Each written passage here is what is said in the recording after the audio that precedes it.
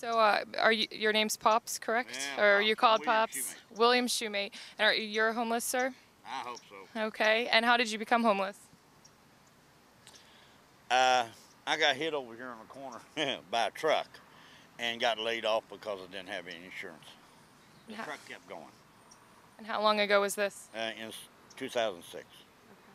And so, what have you been doing? Where do you sleep at night? Are there any services or shelters you frequent? I do not frequent shelters. I tried those. They got too many rules and regulations for my heart. And they're following Mayor Baker's lead on that. But I sleep in front of City Hall. I'm not ashamed of it. Been up there for 5 years, 4 years.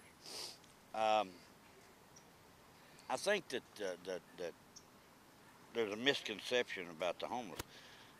Most of the homeless out here, I know as a fact, are veterans. I served in Vietnam. Most of them did too. Some served in Grenada. Some served in Panama Canal. Then we've even got Desert Storm guys out here. Got one girl out here from Desert Storm. And the federal government or the city, they look at us as if we're urchins or creatures that aren't human anymore. They demoralize us. These rules and regulations, codes and standards that they set for us is a little beyond reach and strictly they're against the Constitution. Uh, they break the First, the Fourth, the Eighth, and the 14th Amendment. Uh, when I fought in Vietnam, I fought for this Constitution just as hard as I am now. Only I'm not using a gun, I'm using a voice. Um, they're tearing what used to be a good thing and taking it apart. Um, the police will tell you you can't stop talking or I'll arrest you. That's the First Amendment, and they can do it. I've been arrested. They can catch you on the street and tell you, I want to see your identification. And there's no recourse to it because that's the Fourth Amendment. They still do it. The Eighth Amendment, they tell you can't sleep here and you can't sleep there and you can't sleep there. I want to know when did this property become private. I want to know who owns it, and I want to tell him that my taxes pay for that property. I want my share of his payment for that property. Haven't found that person yet. Not thinking I'm going to either. That's the Eighth Amendment, freedom of movement. And the 14th Amendment is the freedom to sit down where I wish and go to sleep if I want to, or just sit there. And they got a code out there that says you can't sit, recline, lay, or anything else anywhere near a public right-of-way. You say you use your voice now. Have you spoken to any city officials or have you ever been to any meetings to voice your opinion? Are you heard if you do? Uh, Mayor Baker, I had 11 appointments with him and never got to see him. I had to catch him over here at the bathroom. He was walking by and I asked him. Got ushered away by the police. I haven't seen Mayor Foster except out in front of his building, City Hall, and he lied to us then. What did he say? He said, I'm going to take care of you people. I'm going to make sure that you have shelters over your head. Went inside, 5 minutes later, we had 3 cop cars. Oh, he got a roof over our heads, called the Great Bar Hotel. And now, and the people you know here and that you spoke about earlier who have fought in wars for this country, can they get jobs? Could they get themselves off the streets? Do they have, I mean, the power themselves to do that? Have a mental blockage. I came back. It took me years and years and years to get back to where I could associate with humans again. I was a recluse. I withdrew. Same thing they're doing. You just hide until you find yourself again. And sometimes they don't.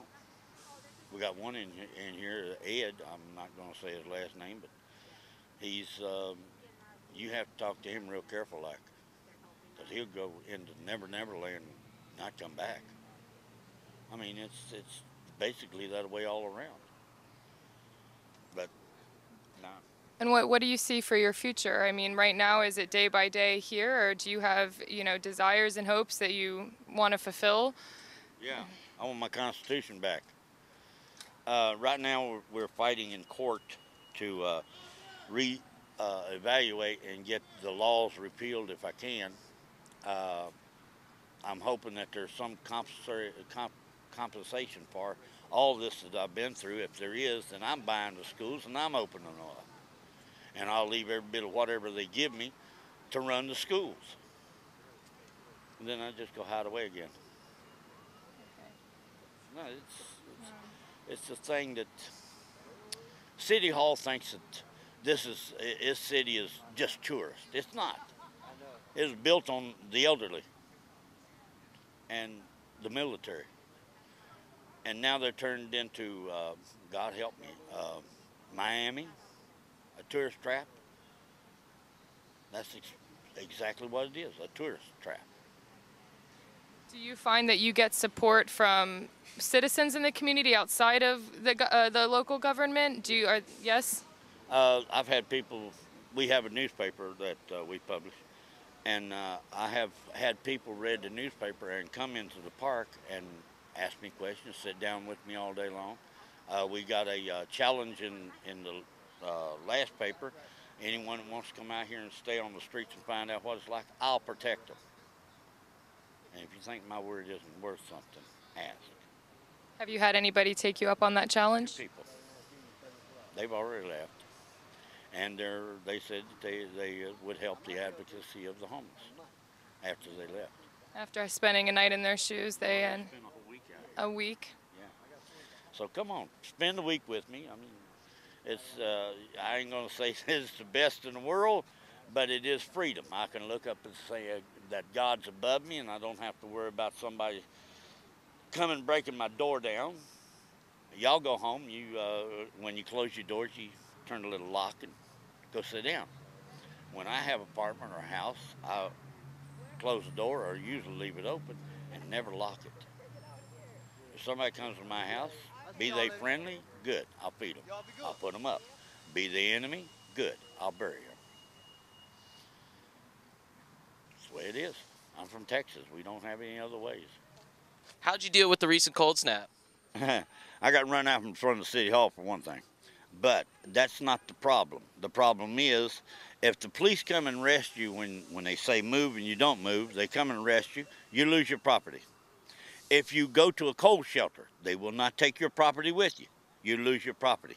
You have a catch-22 situation there, and there's nobody wins. Mm-hmm. So that law should be erased, period. Right. It's a ridiculous law. We had people over here that lost their stuff because they went to night shelters. 20 minutes after they left, it was picked up. I don't know where it took, don't care. And then they come in the park and tell us that we have to downsize. I have a trailer that goes on the back of my bike. I can't pick anything up over 10 pounds, okay? But they say I got to downsize? How much smaller do I got to go? Who is they? The police department. Yeah. Our friendly neighborhood policeman. And by downsizing, do they mean like reduce the amount of stuff that you carry, or? Yeah. Okay. I want to know which blanket I throw away so that I freeze to death. I want to know which pair of pants I throw away so I don't have anything to change into. I want to know what coat I throw away so I can keep warm. Okay. And like, how do they enforce that? What do they say? I mean, like, do they have like a minimum like square footage or something? I have no idea. What's the standard? I guess they want you to have a backpack and that's it. Yeah. Well, I'm not a backpacker. Never was, never will be. If you find somebody that was in Vietnam with me, you'll find out I'm not a backpacker. I never have. Mm-hmm. So how do you keep your stuff? With just your trailer? Yeah. My trailer's parked over there next to that tree. Mm-hmm. It's going to stay there until I move this evening. It comes into the park with me. It leaves with me. There's their stupid idea of what they want people to be like. They have a law that says you have to get your dog inside if it's 48 degrees temperature. Yeah. They don't have a law about humans about that. They care more about their animal than they do the human. All right. I guess I'm less than a dog. I knew I was a grunt somewhere along in this world. Well, thank you very much, Pops. Thank you for your story. This is Matt Parke with New Roots. Thank you very much for watching.